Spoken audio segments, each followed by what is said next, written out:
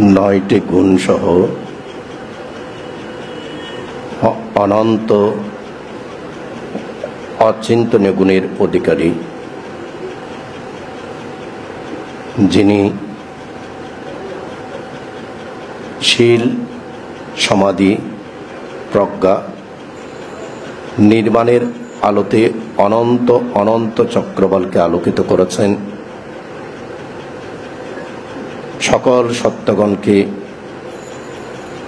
সত্যপথ, মুক্তির পথ, নির্বাণের পথ প্রদর্শন করেছেন। সে মহাকারুণিক তথাগত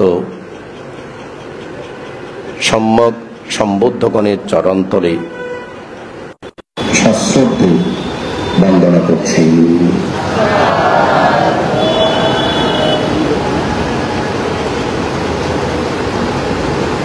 বিনম্র চিত্তে বন্দনা জ্ঞাপন করছি যিনি আজকের সধর্ম দর্শনা সভার পরম শ্রদ্ধেয় সভাপতি, এতক্ষণ পর্যন্ত যিনি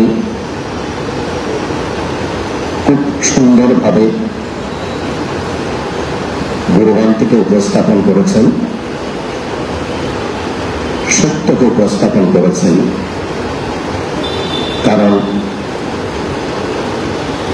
বিনয় সম্পর্কে, শীল সম্পর্কে পরম শ্রদ্ধেয়গ্রন্থ যা বলেছেন, বাস্তবিক অর্থে বিনয় হচ্ছে ভিক্ষু সঙ্গের প্রাণ। শীল যদি না থাকে তাহলে সেই ভিক্ষু মাতাহীন তাল গাছ। তাই ভান্তের উপস্থাপনা খুবই শিক্ষণীয়। পরম শ্রদ্ধেয় ভান্তে কাতালগঞ্জ নবপণ্ডিত বিহারে বিহারাধ্যক্ষ হওয়ার পর থেকেই ধর্ম আলোচনা, ধর্ম শিক্ষার সুন্দর একটা ক্ষেত্র সৃষ্টি করেছেন। বর্ষা মাসের মধ্যে প্রত্যেক অষ্টমী, পূর্ণিমা, অমাবস্যাতে এক একজন ভিক্ষু এসে ধর্মদান করেন। ধর্মদান করতে গেলে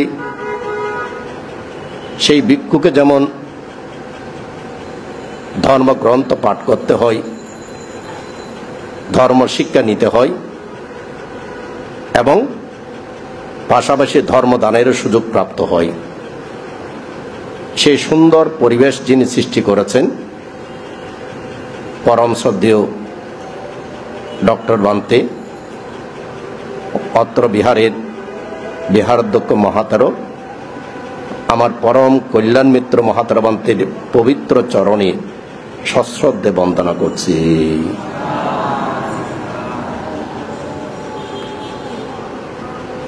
মঞ্চ উপবিষ্ট অনুজ ভিক্ষু সংঘ যারা আছেন তাদের প্রত্যেককে আমি আমার অতীত জন্ম জন্মান্তর সহ বর্তমান জন্মের দানময়, শীলময়, বাপরাময় পুণ্যরাশি নির্বাণাচ্ছা পাচ্ছে হতো নির্বাণ লাভে এতুতে দান করছে।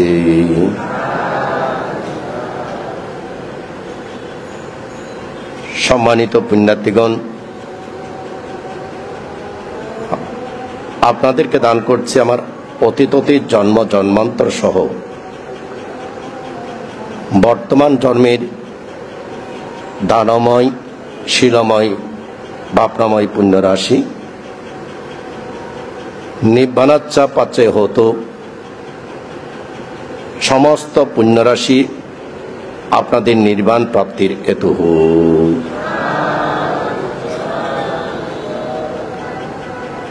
ধর্ম দেশনার শুরুতেই গভীর শ্রদ্ধা অবনত চিত্তে বন্দনা করছি যার নিকট থেকে ধর্ম বিনয় শিক্ষা গ্রহণ করেছি, যিনি আমার অন্তরের মধ্যে ধর্মের প্রদীপ, ত্রিরত্নের প্রদীপ প্রজ্বলন করেছেন, যার পবিত্র শরীর রাসায়নিক প্রক্রিয়া ছাড়া, ঔষধ ছাড়া 5 বছর 6 মাস সুরক্ষিত রয়েছে, ধর্মপিতা গুরুবান্তের পবিত্র চরণে সশ্রদ্ধে বন্দনা করছি।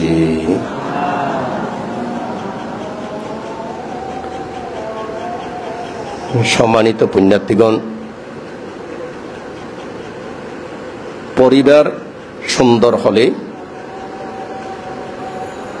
সমাজ সুন্দর হয়, সমাজ সুন্দর হলে একটা বিহার সুন্দর হয়, আলোকিত হয়। পরিবার, সমাজ, বিহার যখন সুন্দর হয় তখন জাতি আলোকিত হয়, স্বজাতি সুরক্ষিত হয়। স্বজাতি সুরক্ষিত হলে বৌদ্ধ শাসন আলোকিত হয়, বৌদ্ধ শাসন আলোকিত হলে অনন্ত চক্রবালের সকল সত্যগণের অন্তর্জগত সত্যের আলোতে উদ্ভাসিত হয়। তাহলে এক্ষেত্রে সর্বপ্রথম কি প্রয়োজন? সুন্দর একটা পরিবার। পরিবার যদি সুন্দর না থাকে, পরিবারে যদি সুখ শান্তি না থাকে, পরিবারে যদি আদর্শ না থাকে, পরিবারে যদি ধর্মতা না থাকে, তাহলে পরিবার থেকে ভালো সন্তান সৃষ্টি হবে না। ভালো সন্তান যদি সৃষ্টি না হয়, জাতি আলোকিত হবে না। তাই আজকে আমি ভগবান তথাগত সম্যক সম্বুদ্ধ পরিবারকে সুন্দর করার জন্য কি দিক নির্দেশনা দিয়েছেন তাই দেশনা করছি। সম্মানিত পুণ্যার্থীগণ, শুরুতেই আমি ভগবান বুদ্ধের সময়ের একটা ঘটনা বলছি। 7 চাকা পরিব্রাজক, নিশ্চয় প্রত্যেকে 7 চাকা পরিব্রাজকের নাম শ্রবণ করেছেন। সেই 7 চাকা পরিব্রাজকের 4 বোন ছিল, তারা অত্যন্ত পণ্ডিত ছিলেন। বিভিন্ন রাজ্যের মধ্যে গিয়ে তাদেরকে তর্কযুদ্ধে পরাজিত করতেন, কিন্তু তারা সারিপুত্র স্তবীরের নিকট যখন তর্কযুদ্ধ শুরু করলেন, তাদের সব প্রশ্নের উত্তর সারিপুত্র স্তবীর প্রদান করলেন। সারিপুত্র স্তবীর যখন একটা প্রশ্ন করলেন, সেই প্রশ্নের উত্তর তারা প্রদান করতে পারেননি। সেই কারণে তারা পরবর্তীতে সারিপুত্র স্তবীরের শিষ্য হয়েছিলেন। উৎপলাবন্যার নিকট ভিক্ষুণী উৎপলাবন্যার নিকট প্রব্রজিত হয়েছিলেন। তাদের বড় ভাই হচ্ছে 7 চাকা পরিব্রাজক। সেই 7 চাকা পরিব্রাজক কিন্তু আরো জ্ঞানী, আরো পণ্ডিত, আরো তার্কিক। লিচ্ছবিদের যে রাজা আছে, রাজা এবং রাজপুত্ররা প্রায় প্রত্যেকেই 7 চাকা পরিব্রাজকের শিষ্য ছিলেন, ভক্ত অনুসারী ছিলেন। একদিন তিনি বুদ্ধের এক শিষ্যের নিকট প্রশ্ন করলেন, তোমাদের গুরু তোমাদেরকে কি শিক্ষা দেয়? তখন সেই ভিক্ষু বললেন, মহাকারণিক বুদ্ধ শিক্ষা দেন রূপ অনিত্য, রূপ দুঃখময়, রূপ অনাত্ম।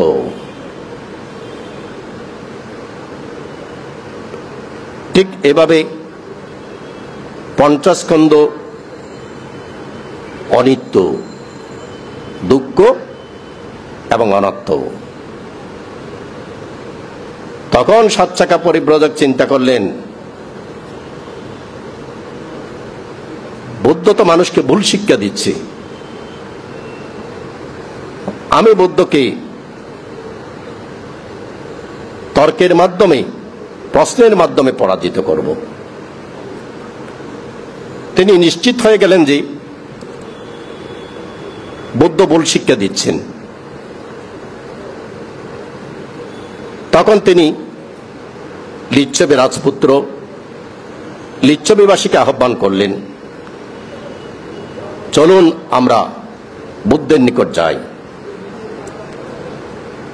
বুদ্ধের যে ভুল ভ্রান্তি, সেই ভুল ভ্রান্তিগুলোকে সংশোধন করে বুদ্ধকে আমরা সত্য পথে আনব। তখন হাজার হাজার মানুষ, লিচ্ছবি রাজপুত্র, তারা ভগবান তথাগত সম্যক সম্বুদ্ধের নিকট আসলেন। তখন ভগবান বুদ্ধকে অনেক লিচ্ছবি রাজপুত্র, অনেক লিচ্ছবিগণ চিনেন, শ্রদ্ধা করেন, সম্মান করেন। তারা শ্রদ্ধা সম্মান করলেন। আবার অনেকে চিনেন না, তারা বুদ্ধের প্রতি শ্রদ্ধা করে অঞ্জলিবদ্ধ হয়ে আছেন। কেউ কেউ আছে বুদ্ধের নিকট থেকে কুশল বিনিময় করেছেন শ্রদ্ধা চিত্তে।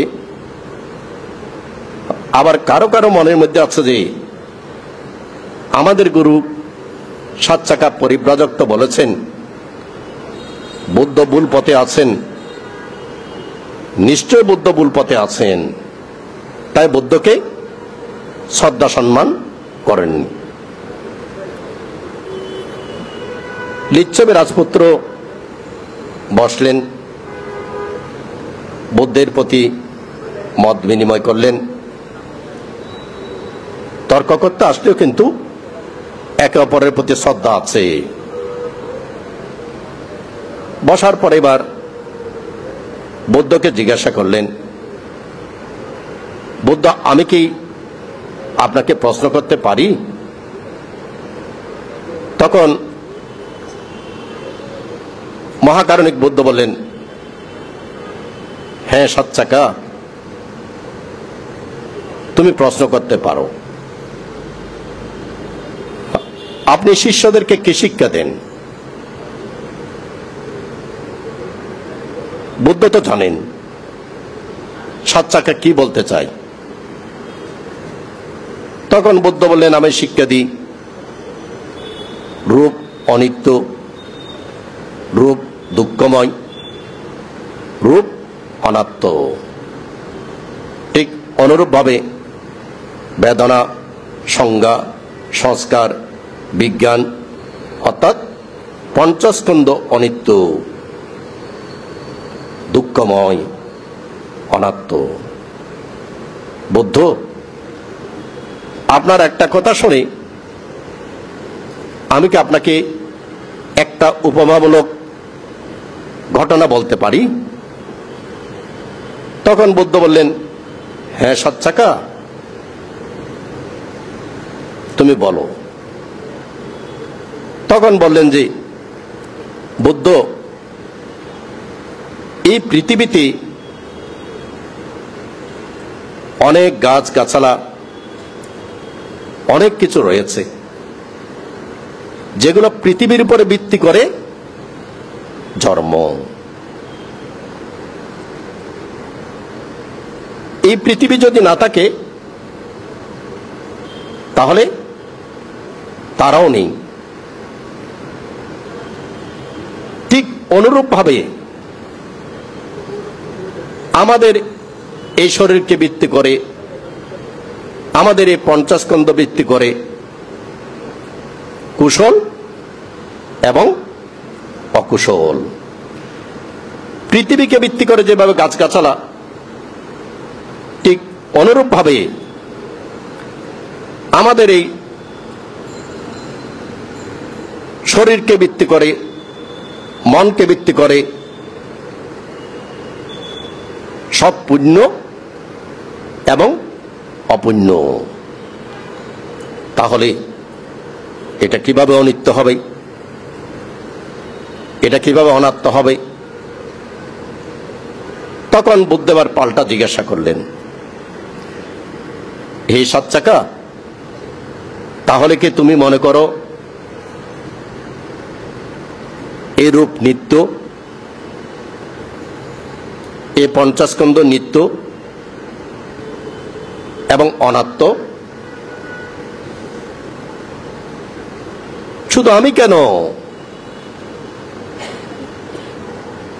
এই শ্রাবস্তিবাসী, বৈশালীবাসী সবাই তো মনে করে যে রূপ নিত্য, রূপ অনাত্ম, আত্ম।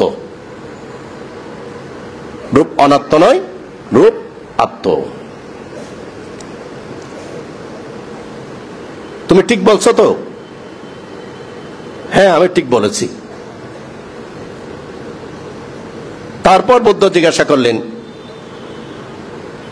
আমি তোমাকে একটা প্রশ্ন করি, তুমি সেই প্রশ্নের উত্তরটা দাও। রাজা প্রসেনজিৎ কৌশল রাজ্যের রাজা এবং রাজা অজাতশত্রু, যিনি রাজগৃহ নগরীর রাজা, তারা তো তাদের প্রজাদেরকে যে কোনো সময় যে কোনো আদেশ দিতে পারেন, শাস্তি দিতে পারেন, অর্ডার করতে পারেন, পারেন তো? তখন সাত চাকা বলল যে, শুধুমাত্র রাজা প্রসেনজিৎ কেন, রাজা অজাতশত্রু কেন, বৈশালীর যে রাজা আছে প্রত্যেক রাজাই তো তাদের প্রজাদেরকে আদেশ করতে পারেন। কেন? রাজ্যটা রাজার, সে কারণে আদেশ করতে পারেন, সে আদেশ মান্য করতে হয়। ঠিক আছে, তাহলে এই শরীর, এই পঞ্চস্কন্ধ নিত্য, আত্ম। তাহলে তুমি তোমার পঞ্চস্কন্ধকে আদেশ করো, রোগ হবে না, এই শরীর আর বৃদ্ধ হবে না, এই শরীর আমি যা বলবো তা শুনবে, শুনবে তোমার আদেশ। সাত চাকা তো খুব জ্ঞানী মানুষ। তখন সাত চাকা বুঝে গেলেন যে পঞ্চস্কন্ধ যদি আত্ম হয়, নিত্য হয়, তাহলে তো আমার আদেশ শুনতে হবে। কিন্তু তিনি দেখলেন যে না, আমার শরীর আমার আদেশ তো শোনে না, আমার 50 স্কন্ধ, আমার আদেশ তো শুনে না। তখন তিনি বুঝে গেলেন যে না, তিনি ভুল। এখন যদি তিনি ভুল এটা স্বীকার করে নেন, তাহলে কি হবে? তিনি লিচ্ছবি রাজাদেরকে ডেকে এনেছেন, লিচ্ছবি বাসীকে আহ্বান করে এনেছেন, অনেক লোকে লোকারণ্য। তিনি একজন বড় গুরু, তার ভুল সবাই বুঝে যাবে। সে কারণে তিনি চুপ করে থাকলেন, উত্তর দিলেন না। বুদ্ধ দ্বিতীয়বার জিজ্ঞাসা করলেন, সাত চাকা পরিব্রাজক উত্তর দিলেন না। এবার বুদ্ধ তৃতীয়বার জিজ্ঞাসা করলেন, না, দ্বিতীয়বার জিজ্ঞাসা করার পরে বুদ্ধ জ্ঞানে দেখলেন যে আমি যদি তৃতীয়বার জিজ্ঞাসা করার পরও যদি সাত চাকা উত্তর না দে, তাহলে সাত চাকার শরীর টুকরা টুকরা খণ্ড বিখণ্ড হয়ে যাবে।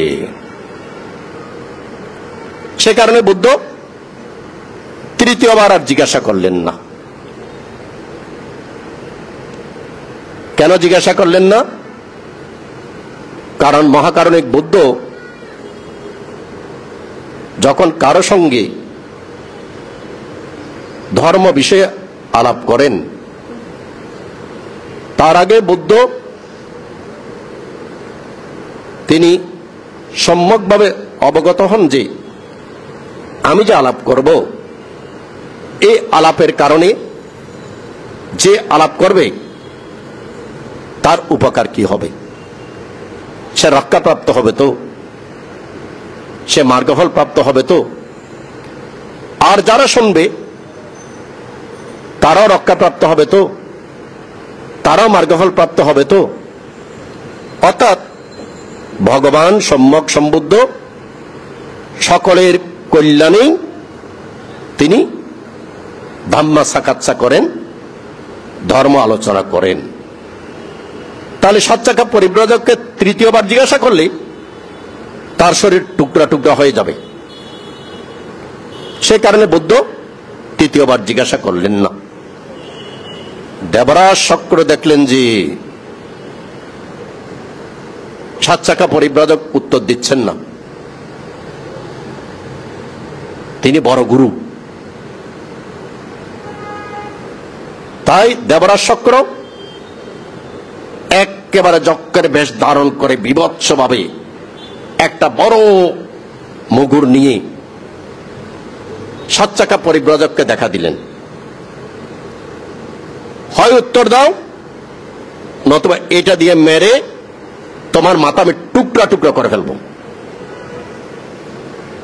এখন সাত চাকা পরিব্রাজক তো জ্ঞানী, তিনি দেখছেন যে শুধুমাত্র তিনি দেখতে পাচ্ছেন, এটা আর কেউ দেখতে পাচ্ছেন না। যদি এখন কোনো কিছু তিনি বলেন, সবাই বলবে যে উত্তর দিতে না পেরে সাত চাকা পরিব্রাজকের মতিভ্রমণ হয়েছে। সে কারণে তিনি চুপ করে থাকলেন।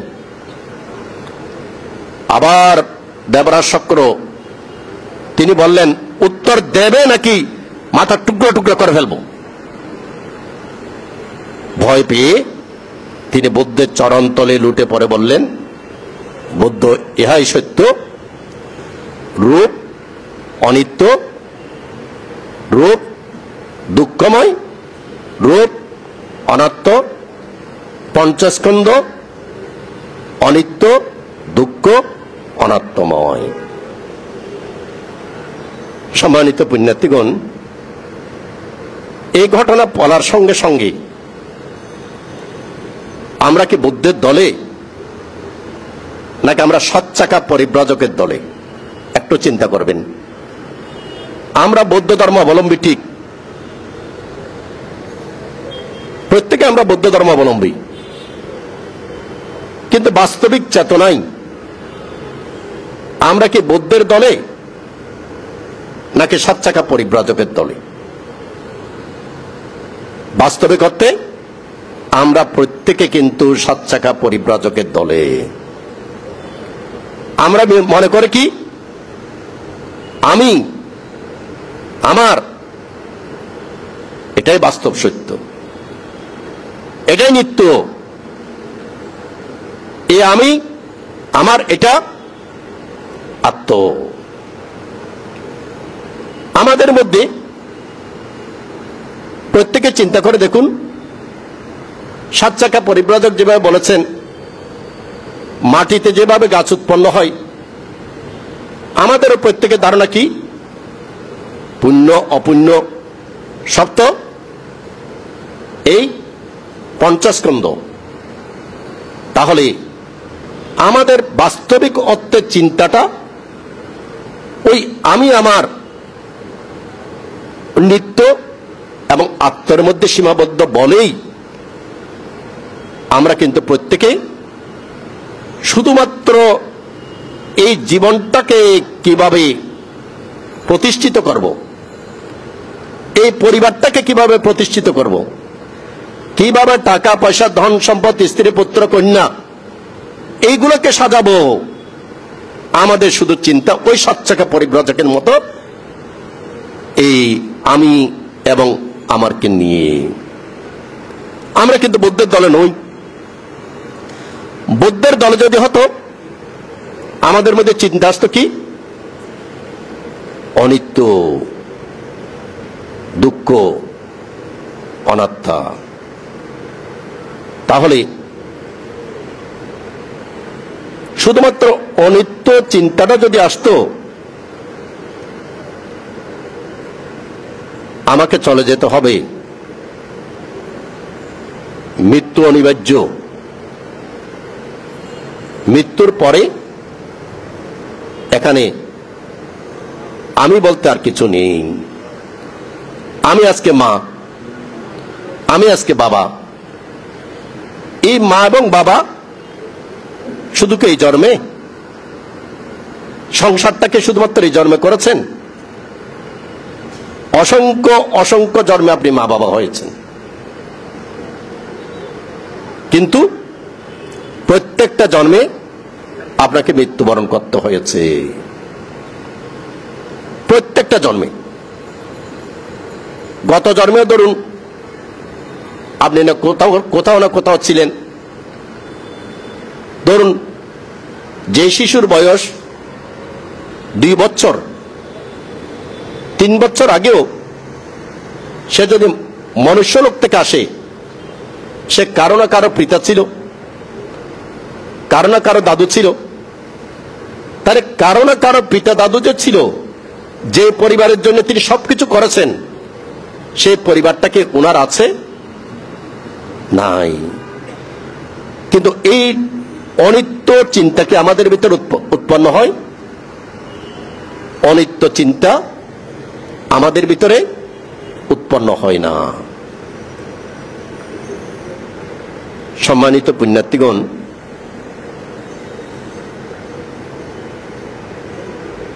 বন্ধু হচ্ছে কল্যাণ মিত্র, কিন্তু বন্ধুরূপে শত্রু হচ্ছে সবচেয়ে বেশি ভয়ঙ্কর। শত্রুর চেয়ে বেশি ভয়ঙ্কর হচ্ছে কে? বন্ধুরূপী শত্রু। কারণ শত্রুকে আপনি চিনেন, শত্রু থেকে আপনি দূরে থাকতে পারেন, কিন্তু বন্ধুরূপী শত্রু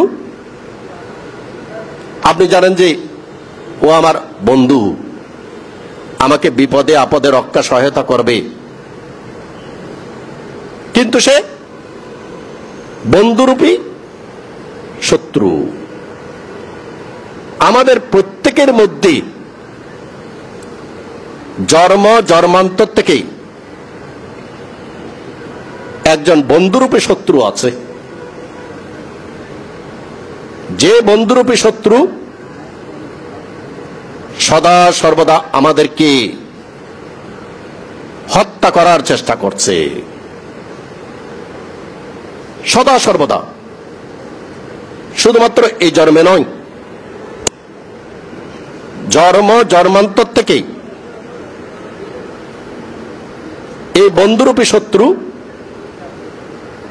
তিনি আমাদের পেছনে পেছনে পেছনে পেছনে আমাদের ভিতরে প্রবেশ করে আমাদেরকে সদা সর্বদা ক্ষতি করছে, আমাদেরকে সদা সর্বদা হত্যা করার চেষ্টা করছে। কিন্তু বন্ধুরূপী শত্রুটাকে আমরা মনে করি কি আমাদের সবচেয়ে বেশি বড় আপনজন। সে বন্ধুরূপী শত্রুর কথায় আমরা উঠি, সে বন্ধুরূপী শত্রুর কথায় আমরা বসি, সে বন্ধুরূপী শত্রুর কথায় আমাদের জীবন চলে। কিন্তু আমরা জানি না যে সে হচ্ছে আমাদের সবচেয়ে বড় শত্রু। সে বন্ধুরূপী শত্রুটাকে নান্দিরাগা। নান্দিরাগা হচ্ছে আমাদের সবচেয়ে বড় শত্রু। আমরা সবসময় বলি তো রাগ, দ্বেষ, মোহ। রাগের মধ্যে কে? নান্দিরাগা। নান্দিরাগা মানে কে? রাগা মানে কি? রাগা মানে হচ্ছে ভালো লাগা, ভালোবাসা, পছন্দ হওয়া, পেতে চাওয়া। এই ভালো লাগা, ভালোবাসা, পছন্দ হওয়া, পেতে চাওয়া, এটাকে আমরা কি বলি? সহজ ভাষা কি বলি? তৃষ্ণা, লোভ। এটাই নান্দিরাগা। এখন ভগবান বুদ্ধ বলছেন যে এই নান্দিরাগা হচ্ছে আমাদের সবচেয়ে বড় বন্ধুরূপী শত্রু। তাহলে আমরা দেখুন, একটু চিন্তা করে আপনাকে যদি বলা হয় বাবু আপনি কেমন আছেন, এখন আপনি বলছেন যে ভান্তে খুব ভালো আছি। ভালো আছি কেন বলছেন? ধরুন ভালো আছি বলছেন যে আপনি জীবনের মধ্যে চাকরির ক্ষেত্রে কিংবা ব্যবসার ক্ষেত্রে সফল, আপনার ছেলে মেয়েগুলোকে আপনি লেখাপড়ায় শিক্ষিত করেছেন, তারাও বর্তমানে চাকরির ক্ষেত্রে কিংবা ব্যবসার ক্ষেত্রে সফল। চট্টগ্রাম টাউনে ধরুন অনেক সুন্দর একটা বাড়ি আছে, সেই কারণে আপনি মনে করছেন যে কি আমি ভালো আছি। ভালো আছি কেন বললেন? ভালো আছি বললেন এই কারণে আপনার যে ইচ্ছা ছিল সেই ইচ্ছাগুলো পূর্ণ হয়েছে। ইচ্ছা ছিল কি? ইচ্ছা ছিল যে আমি টাকা পয়সা রোজগার করব, একটা বাড়ি বানাবো, একটা গাড়ি কিনবো। আমার ইচ্ছা ছিল যে আমার ছেলে মেয়েদেরকে ডাক্তার, ইঞ্জিনিয়ার, প্রফেসর বানাবো।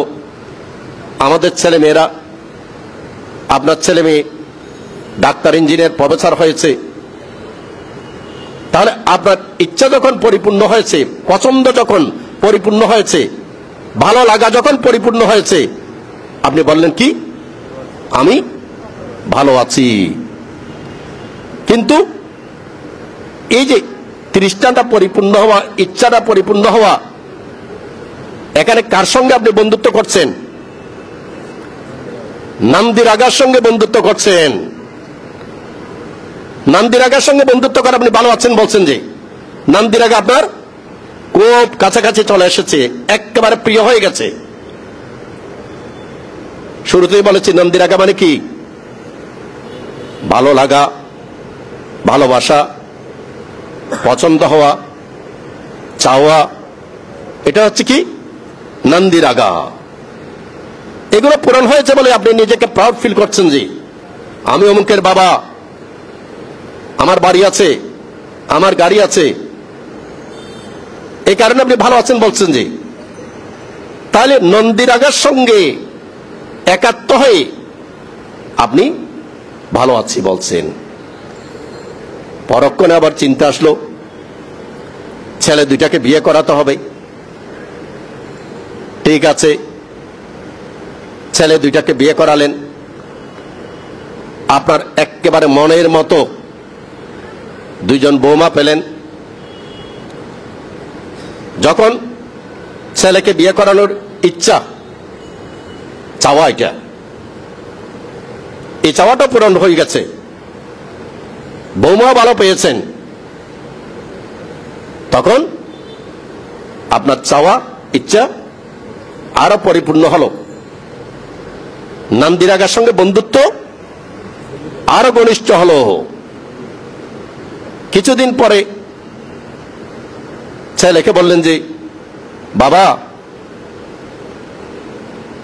আমাদের তো একটু নাতিপতি নিয়ে আনন্দ করার ইচ্ছা। আর একটা ইচ্ছা জাগলো, নাতিপতি নিয়ে আনন্দ করার ইচ্ছা।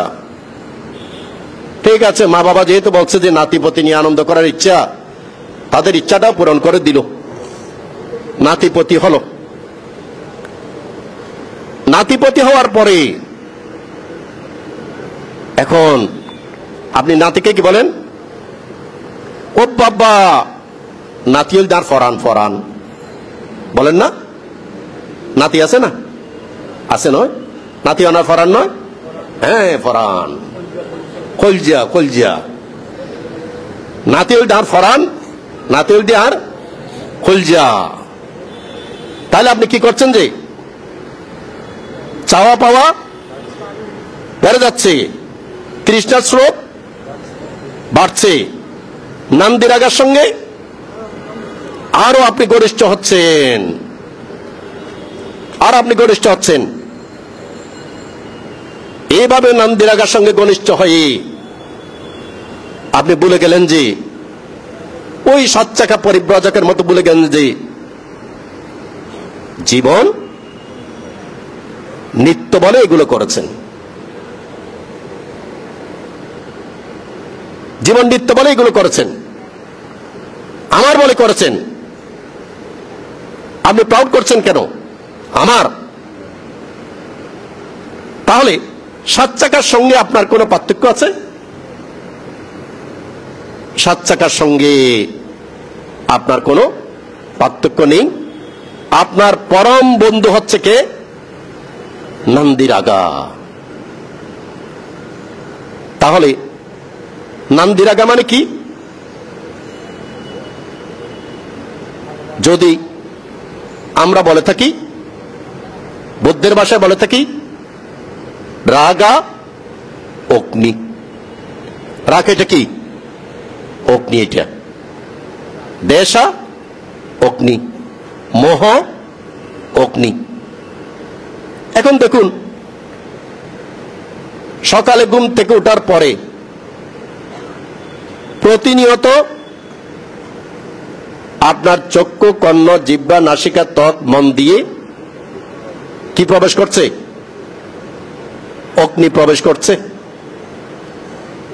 আপনি চোখ খুললেন, ঘুম থেকে উঠলেন, উঠে দেখলেন যে নাতি এসে আপনাকে জড়িয়ে ধরল। এই যে নাতিকে দেখলেন, দেখার সঙ্গে সঙ্গে চোখ দিয়ে কি ঢুকলো? রাগা অগ্নি। কান দিয়ে কি ঢুকলো? দাদু, রাগা অগ্নি। তাহলে আমাদের চক্ষু, কর্ণ, জিহ্বা, নাসিকা, ত্বক, মন দিয়ে সদা সর্বদা আগুন প্রবেশ করছে, রাগা প্রবেশ করছে। নন্দীরাগার সঙ্গে আমাদের বন্ধুত্ব দিনকে দিন বেড়ে যাচ্ছে। নন্দীরাগার সঙ্গে যত বন্ধুত্ব বেড়ে যাচ্ছে, তত আমি এবং আমার এই সৎকারী দৃষ্টিটা প্রচন্ড শক্তিশালী হয়ে যাচ্ছে। আমি শুরুতে কি বলেছিলাম, আমার দেশনার বিষয়বস্তু হচ্ছে পরিবার কিভাবে সুন্দর হবে। বাস্তবিকত্বে বর্তমান সময়ের পরিবারগুলো সুন্দর নয়। কেন? মানুষের মধ্যে নান্দির আগা, চাওয়া পাওয়া এখন এত বেশি বেড়ে গেছে যে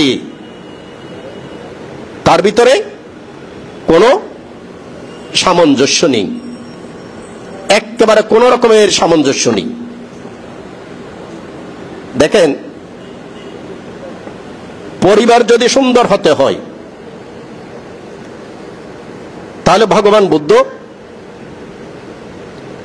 আমাদেরকে দুইটা শিক্ষা দিয়েছেন। আমি একটু করে দেশনা করেছিলাম চাঁদগাঁওতে। পরিবার সুন্দর হতে হলে পরম শ্রদ্ধেয় বান্তে শুরুতেই বলেছেন, সেজন্য খুব আনন্দ লেগেছে কি? বিনয়শীল। আপনার যত শিক্ষা দীক্ষা, টাকা পয়সা, নাম যশ খ্যাতি যত থাকুক না কেন, যদি আমি ভিতরে ভিতরে দুঃশীল হয়ে থাকি, আমার ভিতরে যেই আগুন জ্বলছে এটা পৃথিবীর কেউ নিভাতে পারবে না। আমার ভিতরে পছন্দ গেছে, সে কারণে পরিবার সুন্দর হতে হলে বুদ্ধ বলেছেন যে মানুষের মধ্যে দুই প্রকারের শীল আছে। এক প্রকারের শীল হচ্ছে কি? চারিত্রশীল, আরেকটা হচ্ছে বারিত্রশীল। বারিত্রশীল মানে কি? বিরতিশীল। যেমন আপনারা বলে থাকেন, পানাতি পাতা ওয়াইরামানি শিক্ষাবাদাং সমাধি, আমি প্রাণী হত্যা থেকে বিরত থাকিব। এই কারণে বারিত্রশীল মানে বিরত থাকার শীল। আছে পঞ্চশীল, আছে দশশীল, আছে দর্শচরিতশীল,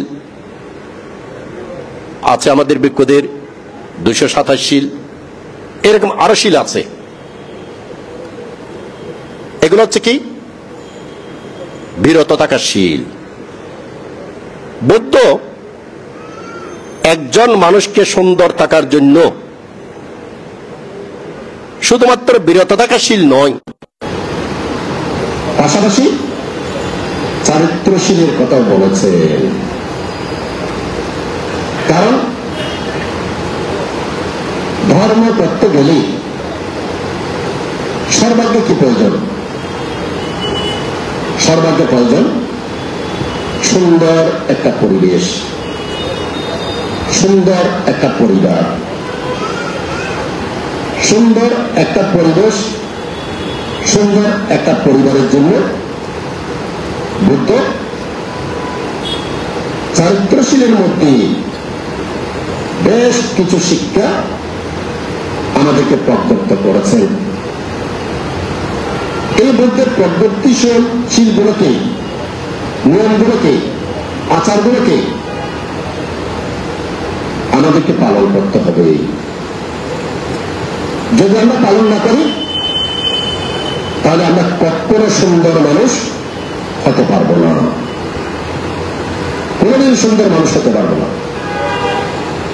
তাহলে বুদ্ধ কি বলেছেন? একটা পরিবারের মধ্যে পিতা মাতা, সর্বপ্রথম আসে কি? স্বামী স্ত্রী। বুদ্ধ চারিত্রশীলের মধ্যে স্বামীর দায়িত্ব কি, স্ত্রীর দায়িত্ব কি, তিনি চারিত্রশীলের মধ্যে বলেছেন। ছেলেমেয়ের দায়িত্ব কি? বুদ্ধ বলেছেন শ্বশুর শাশুড়ির দায়িত্ব কি, গুরু শিষ্যের দায়িত্ব কি। ভগবান বুদ্ধ এই চারিত্রশীলের মধ্যে তিনি সবকিছু প্রবর্তিত করেছেন। তাহলে আসুন বর্তমান সময়ের মধ্যে আমাদের পরিবারগুলো অশান্তি কেন? যেমন সর্বপ্রথম যদি আমি বলি, বেশিরভাগ পরিবারের মধ্যে, সব পরিবার নয়, বেশিরভাগ পরিবারের মধ্যে শ্বশুর শাশুড়ি দেবর ননদের সঙ্গে বৌমার সম্পর্ক ভালো নয়। ঠিক আছে, আমি দেবর ননদকে বাদ দিলাম, যদিও পরিবার কিন্তু সবাইকে নিয়ে। তাহলে সংক্ষিপ্ত করে বলি, শ্বশুর শাশুড়ির সঙ্গে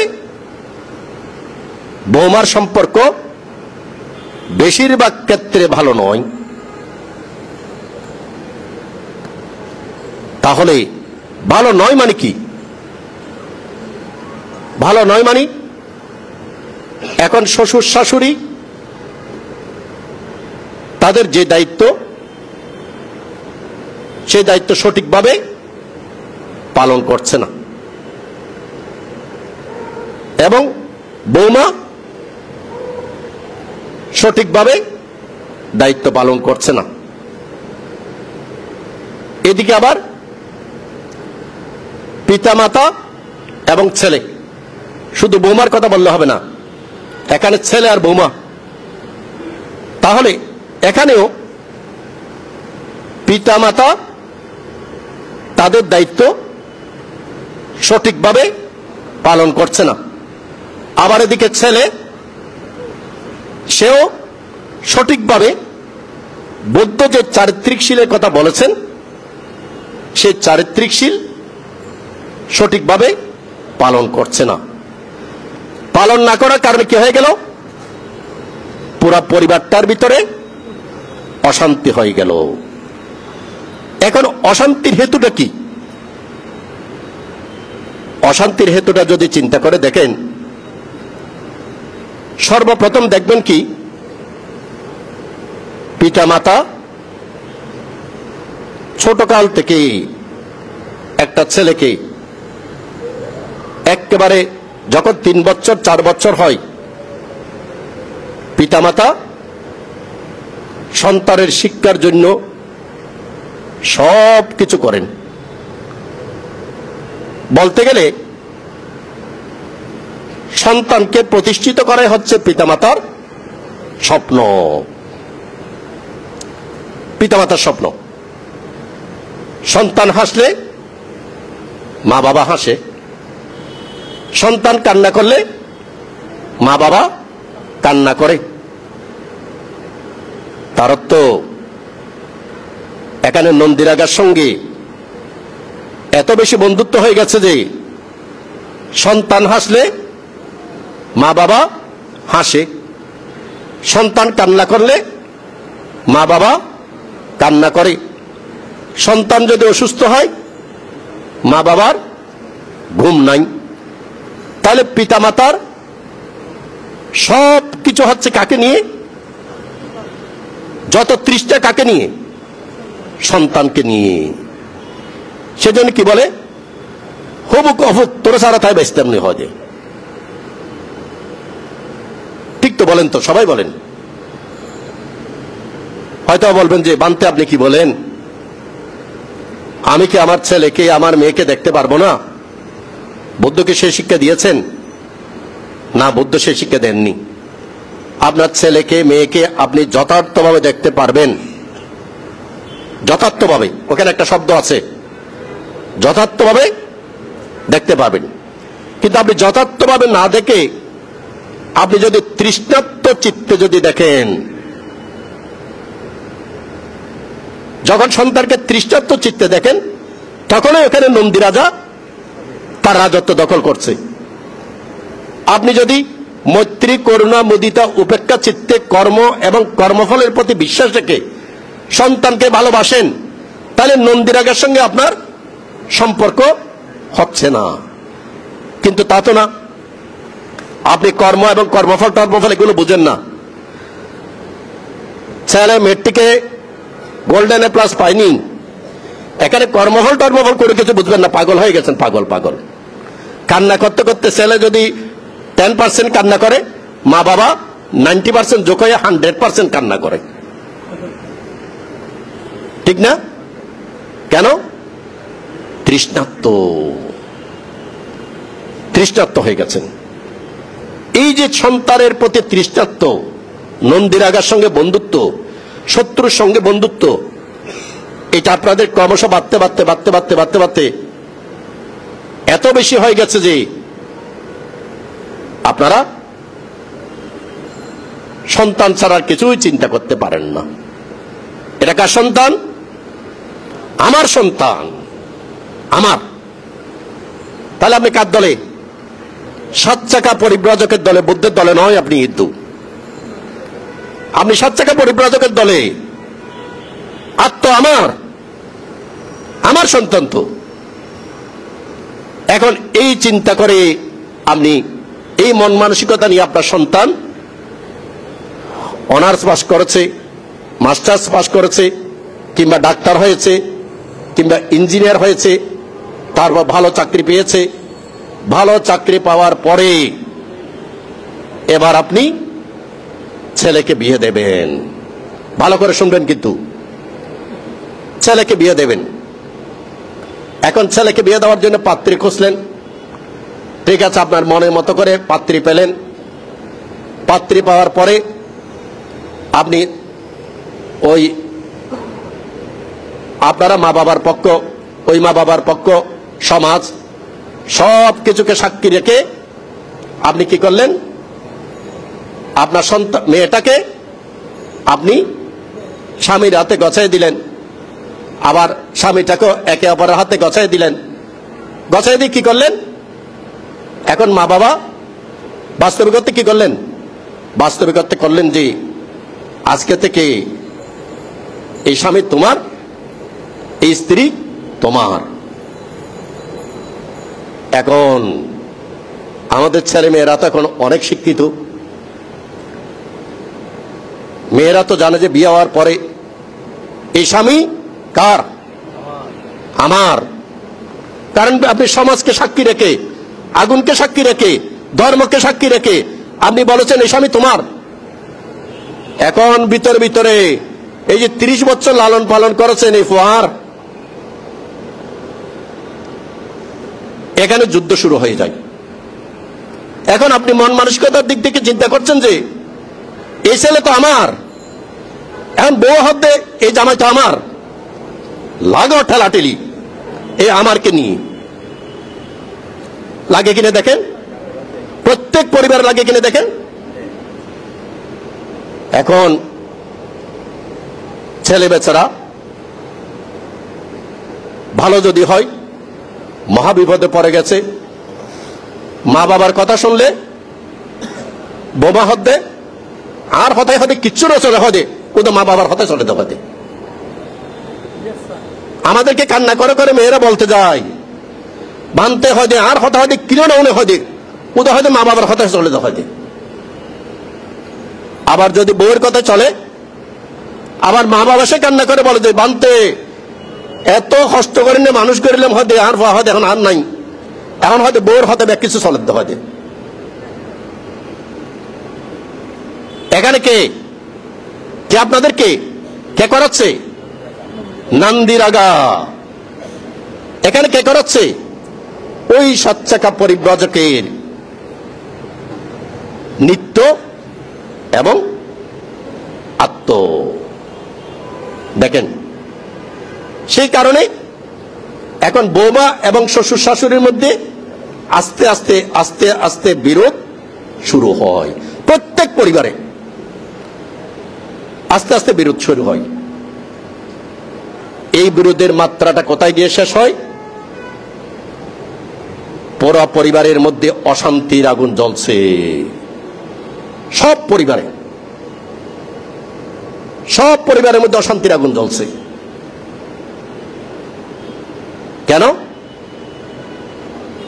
কারণ আপনি নন্দীর আগাকে, চাওয়াকে এত বেশি আপন করে নিয়েছেন যে এটাকে আপনি ছাড়তে পারছেন না। আর ওই মেয়েটাও আমার স্বামী, এই চাওয়াটাকে ও আমার, এটাকে এত বেশি আপন করে নিয়েছে যে 1 ইঞ্চিও ছাড়তে রাজি নেই। ব্যাকুণ ছাড়তে রাজি আছে, তোমার ছাড়তে নেওয়া যায়, ব্যাকুণ ছাড়তে রাজি আছে হয়তো। এ হচ্ছে সংসারের মধ্যে শ্বশুর শাশুড়ি, ছেলে মেয়ে, বৌমার মধ্যে বিরোধের কারণ। তাহলে এখানে কারণের মধ্যে প্রথম কারণ হচ্ছে কি, আমরা নন্দিরাগার সঙ্গে বন্ধুত্ব করেছি। দ্বিতীয় কারণ হচ্ছে কি, আমরা সবকিছুকে নিত্য বলে মনে করছি। আপনি কি একবারও চিন্তা করেছেন, আপনি শ্বশুর শাশুড়ি, আপনার বয়স এখন 70-এর ঘরে, 75-এর ঘরে, 2 দিন পরে আপনি চলে যাবেন। এই নিত্য চিন্তাটা যদি আসতো, তাহলে বৌমার সঙ্গে কি আমার এই তৃষ্ণাটা নিয়ে কি ঝগড়া বিবাদ হতো? এই তৃষ্ণাটা নিয়ে ঝগড়া বিবাদ হতো না। তারপরে দ্বিতীয়ত হচ্ছে, ভগবান বুদ্ধ পিতামাতার দায়িত্ব, শ্বশুর শাশুড়ির দায়িত্ব, বৌমার দায়িত্ব এবং ছেলে মেয়ের দায়িত্ব, এই যে চারিত্রিক শীলগুলো দিয়েছেন, এই চারিত্রিক শীলগুলো যদি আপনারা পালন করেন, নিশ্চিতভাবে কোন পরিবারের মধ্যে কোনো ঝগড়া বিবাদ হতে পারে না। তাহলে আমরা কি হয়ে গেছি? আমরা চারিত্রিক শীল থেকে অনেক দূরে সরে গেছি। তারপর আসুন, পরিবারের মধ্যে আরো সমস্যা কোত্থেকে আসছে? দ্বিতীয় সমস্যা কোত্থেকে আসছে? দ্বিতীয় সমস্যা আসছে যে স্বামী স্ত্রীর মধ্যে মনোমালিন্য। স্বামী স্ত্রীর মধ্যে মনোমালিন্য শুধুমাত্র শ্বশুর শাশুড়িকে নিয়ে হয় তা নয়, কিন্তু স্বামী স্ত্রীর মধ্যে নিজেদের মধ্যে মনোমালিন্য হয়। এখন মনোমালিন্যটা কেন হয়? মনোমালিন্যটা হওয়ার পেছনে প্রথম কারণ হচ্ছে ওই আমি এবং আমার। কি আমি এবং আমার? আমার স্বামী, আমার স্ত্রী একে অপরের প্রতি প্রচন্ড নান্দিরাগা, প্রচন্ড নান্দিরাগা। প্রথম কারণ এক। দ্বিতীয় কারণ হচ্ছে কি, 7 চাকা পরিব্রজকের সেই স্বামীও চিন্তা করছে না যে এই জীবন, এই রূপ, এই 50 স্কন্ধ অনিত্য।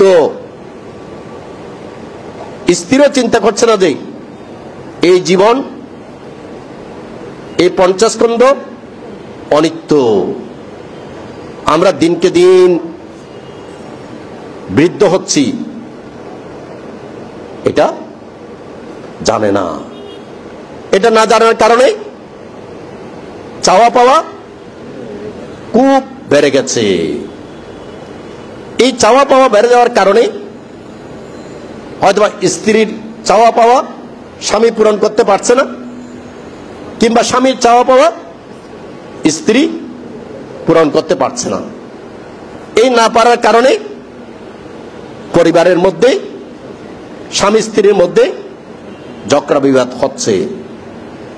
আর একটা কারণ আছে, সে কারণটা হচ্ছে কি, আমরা স্বামীর দায়িত্ব এবং স্ত্রীর দায়িত্ব, বুদ্ধ যে চারিত্রিক শীল দিয়েছেন, সেগুলো আমরা অনেকে জানি না। কিভাবে স্ত্রী তার দায়িত্ব পালন করলে সুন্দর সংসার হবে, কিভাবে স্বামী তার দায়িত্ব পালন করে সুন্দর সংসার হবে, এগুলো ম্যাক্সিমাম স্ত্রী, ম্যাক্সিমাম স্বামী জানে না। তারা তো চারিত্রিক শীল থেকে বুদ্ধের চারিত্রিক যে শীল ওটা থেকে দূরে সরে গেছে। দূরে সরে যাওয়ার কারণে কি হয়েছে দেখুন, একদিকে নান্দিরাগা বেড়ে গেছে, আরেকদিকে স্বামী স্ত্রীর মধ্যে আমি আমার বেড়ে গেছে, নিত্য বেড়ে গেছে। সেই কারণে এই চাওয়া পাওয়া বেড়ে যাওয়ার কারণে তাদের যে কায়িক বাচনিক মানসিক আচরণ এগুলো অসংযত হয়ে গেছে। স্বামী স্ত্রীর আচরণ কেমন হওয়া উচিত? একেবারে ন্যূনতম পক্ষে, আমি সব চারিত্রিক শীলের কথা বলছি না, ন্যূনতম পক্ষে এক হওয়া উচিত কি, স্বামীর প্রতি স্ত্রীর সম্মান বোধ থাকতে হবে। স্বামীর সম্মান হানি হয় সেরকম কোনো কথা স্ত্রী বলতে পারবে না, এক। দ্বিতীয়ত হচ্ছে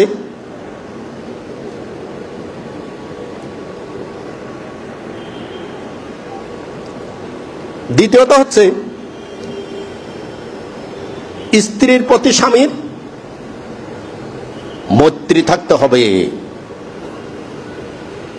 যদি স্ত্রীর প্রতি স্বামীর মৈত্রী থাকে এবং স্বামীর প্রতি স্ত্রীর সম্মানবোধ থাকে, স্বামীও যদি সচেতন থাকে যে আমার স্ত্রীকে আমি মৈত্রী সহগত চিত্তে দেখব,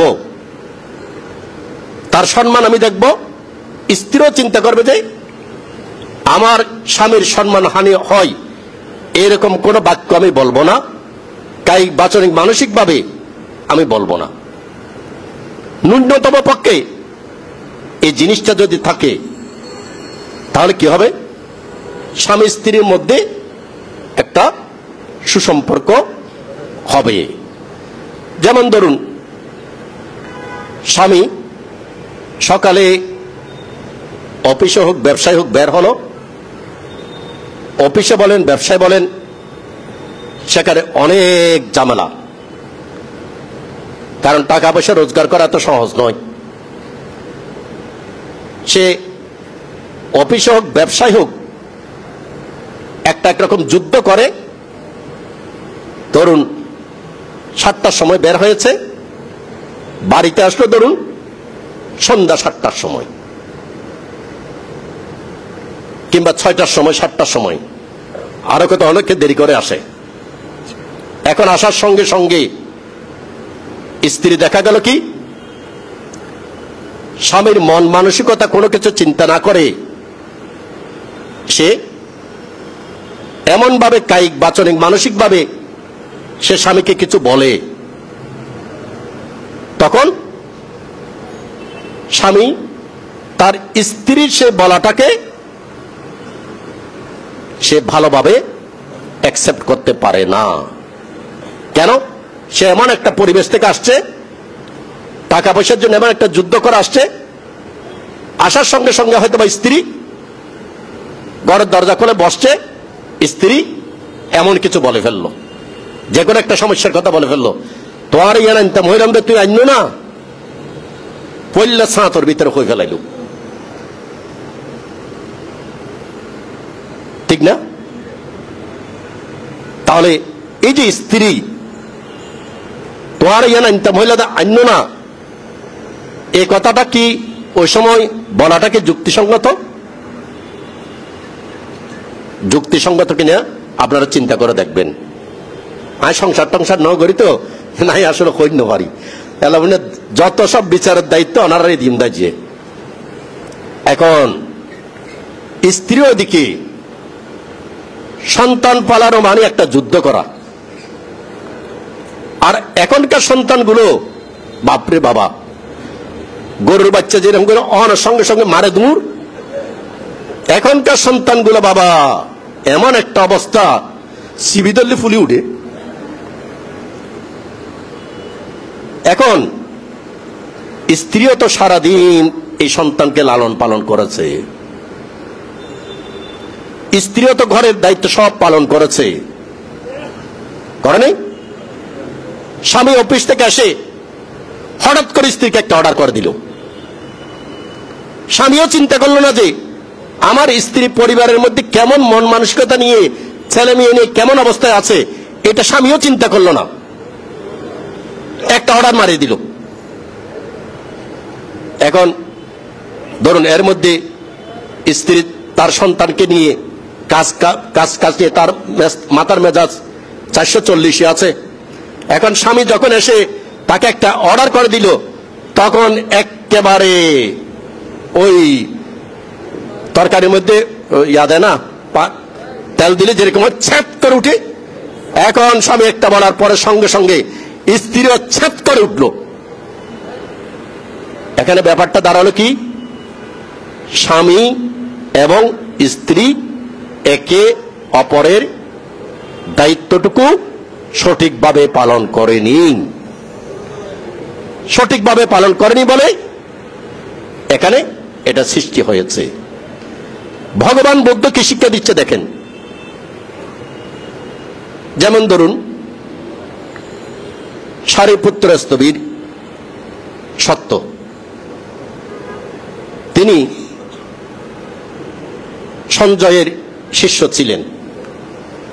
সঞ্জয় যখন বললেন যে আমার সব শিক্ষা তোমাকে দিয়ে দিয়েছি, এবার তুমি আমার সঙ্গে শিষ্যদেরকে পরিচালনা করো, তখন সারিপুত্র এবং মোগলায়ন তারা দুজনেই চিন্তা করলে যে না, আমার গুরু তো বাস্তবিকত্বে জীবন থেকে, দুঃখ থেকে মুক্ত হওয়ার শিক্ষা আমাদেরকে দেয়নি। সুতরাং আমাদেরকে দুঃখ থেকে মুক্ত হওয়ার শিক্ষা পাওয়ার জন্য উপযুক্ত গুরুর সন্ধান করতে হবে। এগুলো আপনার আজকে দেশনাগুলো সবগুলো আপনাদের জানা বিষয় নিয়ে, কিন্তু খুব সহজ বিষয়। এখন খুঁজতে খুঁজতে কাউকে পেয়ে গেল, অশ্বজিৎ স্থবিরকে। অশ্বজিৎ স্থবিরকে পঞ্চবর্গের শিষ্যদের মধ্যে সবচেয়ে ঘনিষ্ঠ যে। এখন দূর থেকে দেখলেন যে অশ্বজিৎ স্থবির পিণ্ডাচারণ করছেন, কায় স্থির, চোখ স্থির, চলাফেরা সবকিছু স্থির সৌম্য। তখন উপতিষ্য চিন্তা করলো যে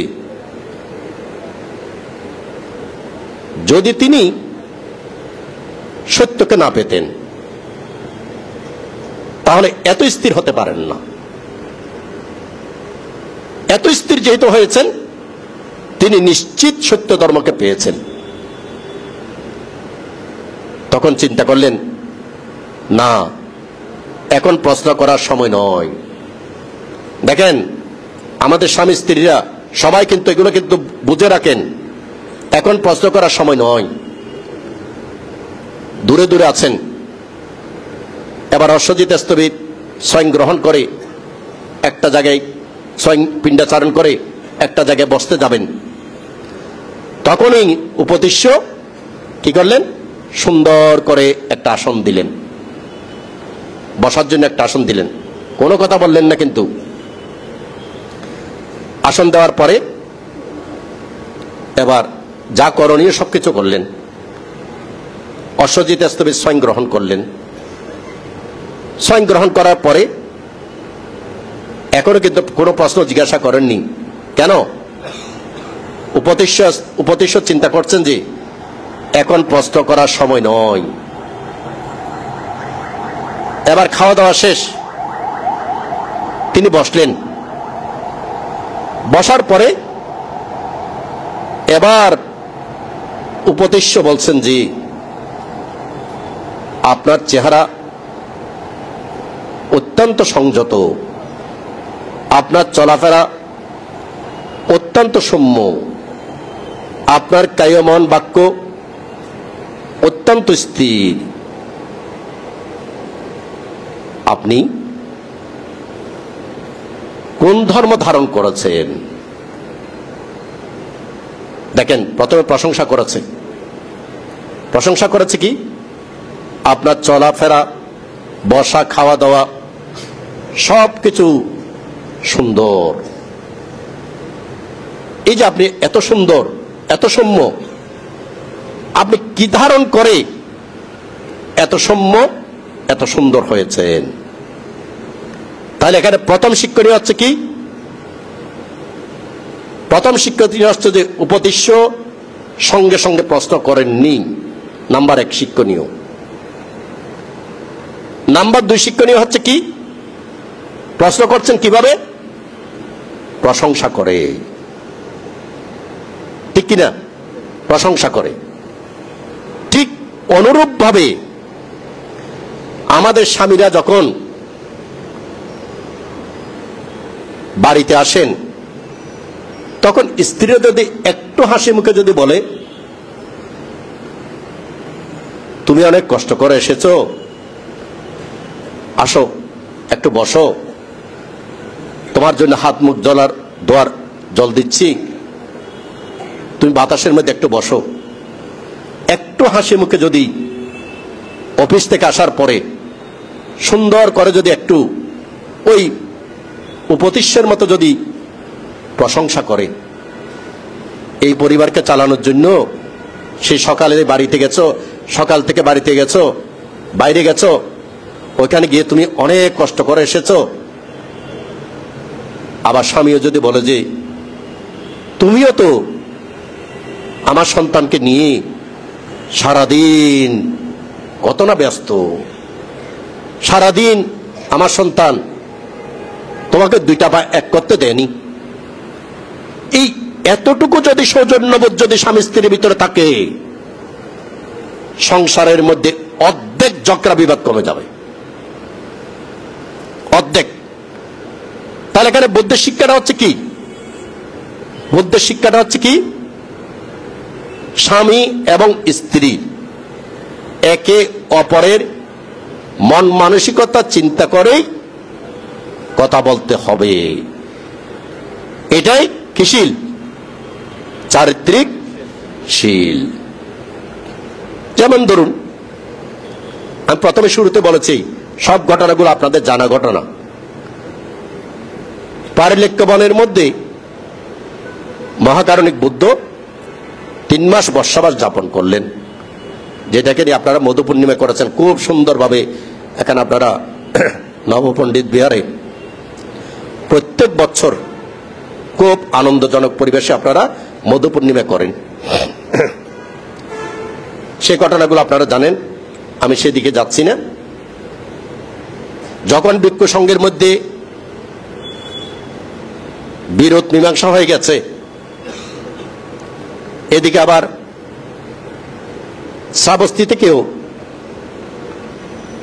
অনাথপিণ্ডিক সৃষ্টি বিশাখা রাজা প্রসেনজিৎ যখন বলল যে আমরা 3 মাস যাবৎ বুদ্ধকে দেখছি না, বুদ্ধের বাণী শুনছি না, ভিক্ষু সংঘকে যখন বললেন আপনারা বুদ্ধের নিকট যান, আমরা শুনেছি যে তিনি পারলিক্য বনে আছেন, ওখানে সেবা করছেন, বুদ্ধকে অস্থি এবং বানর এগুলো কিন্তু চারিদিকে হয়ে গেছে। তখন আনন্দস্তবী সহ 500 জন ভিক্ষু সংঘ গেছিলেন।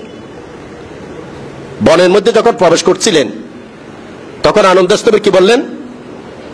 ভগবান বুদ্ধ একাকী 3 মাস এখানে ছিলেন। আমরা যদি হঠাৎ করে যদি 500 জন যদি যাই, বুদ্ধের মনের অবস্থা অবগত না হয়ে, পরিবেশ অবগত না হয়ে আমরা যদি যাই, এটা ভালো হবে না। আপনারা অপেক্ষা করেন। তাহলে আনন্দ এখানে আমাদেরকে কি শিক্ষা দিচ্ছেন? ধর্ম আমাদেরকে কি শিক্ষা দিচ্ছেন? ধর্ম আমাদেরকে শিক্ষা দিচ্ছেন যে কোনো কিছু বলার আগে আপনাকে সর্বপ্রথম পরিবেশ বুঝতে হবে। পরিবেশ না বুঝে আপনি কোনো কিছু বলবেন না। ঠিক আনন্দস্তবীর গেলেন, তখন জিজ্ঞাসা করলেন বুদ্ধ তুমি কি একা এসেছো? না বুদ্ধ, আমরা 500 জন আপনার শিষ্য এখানে এসেছে, তাদেরকে আসতে বলো। এটা হচ্ছে পরিবেশ। ঠিক পরিবারের মধ্যে পিতা মাতা, শ্বশুর শাশুড়ি, স্বামী স্ত্রী ছেলে মেয়ে, এখানে এই পরিবেশগুলো দেখেই আপনাদেরকে যে কোনো কথা বলতে হবে। কিন্তু এখন আমরা পরিবেশ কিচ্ছু মানি না, কিছুই মানি না। অথচ বুদ্ধের এই শিক্ষাগুলো হচ্ছে কি শীল? চারিত্রিক শীল। বুদ্ধের এই শিক্ষাগুলো চারিত্রিক শীল। আরেকটা বিষয় আছে, যেমন ধরুন মহাকারণিক ধর্মরাজ বুদ্ধ 7 চাকা পরিব্রাজককে একবার জিজ্ঞাসা করেছেন, 2 বার জিজ্ঞাসা করেছেন, উত্তর দিচ্ছেন না। 3 বারের মধ্যে বুদ্ধ দেখতে পাচ্ছেন যে যদি আমি 3য় বার জিজ্ঞেস করি উত্তর না দে তাহলে 7 চাকার দেহ টুকরা টুকরা হয়ে যাবে। দেখুন অনন্ত গুণ কয়টা? অনন্ত গুণ হচ্ছে বুদ্ধগুণ, ধর্মগুণ, সঙ্গগুণ, মাতা পিতা গুণ এবং আচার্য গুণ। বুদ্ধ যেভাবে একটা প্রশ্ন করেছে,